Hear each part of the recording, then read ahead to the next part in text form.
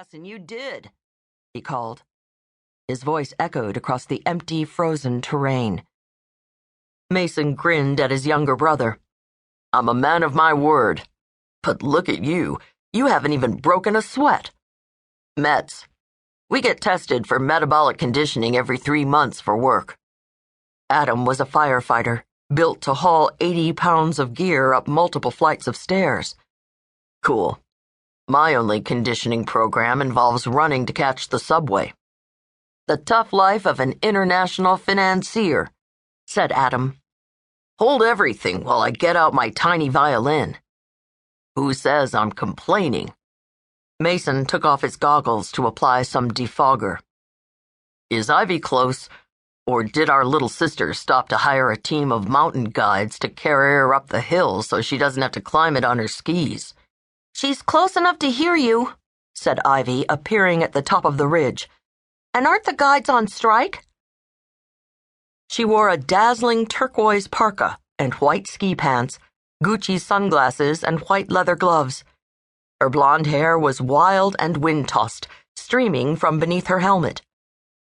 Mason flashed on an image of their mother. Ivy looked so much like her. He felt a lurch of guilt when he thought about Alice Bellamy. Her last ski run had been right here on this mountain face, too. But unlike Trevor, she had survived. Although some would say that what had happened to her was worse than dying. Ivy slogged over to her brothers on her AT skis. Listen, you two. I want to go on record to say that when I leave these earthly bonds, I will not require my adult children to risk their lives in order to scatter my remains. Just leave my ashes on the jewelry counter at Neiman Marcus. I'd be fine with that. Make sure you put your request in writing, Mason said. How do you know I haven't already? She gestured at Adam. Help me get these skins off, will you? She lifted each ski in turn, planting them upright in the snow. Adam expertly peeled the fabric skins from the bottoms of her skis, then removed his own, stuffing them into his backpack. It's crazy steep, just the way Dad used to describe it. Chicken? Asked Ivy, fastening the chin strap of her crash helmet. Have you ever known me to shy away from a ski run? Adam asked. I'm gonna take it easy, though. No crazy tricks. The three of them stood gazing at the beautiful slope, now a perfect picture of serenity in the late afternoon glow. It was the first time any of them had come to this particular spot. As a family, they had skied together in many places, but not here. This particular mountain had been the special domain of their father and mother alone.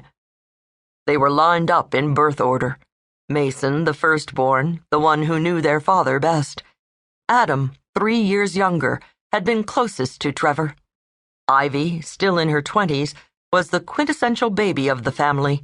Adored, entitled, seemingly fragile yet with the heart of a lioness. She had owned their father's affections as surely as the sun owns the dawn, in the way only a daughter can. Mason wondered if his siblings would ever learn the things about their father that he knew.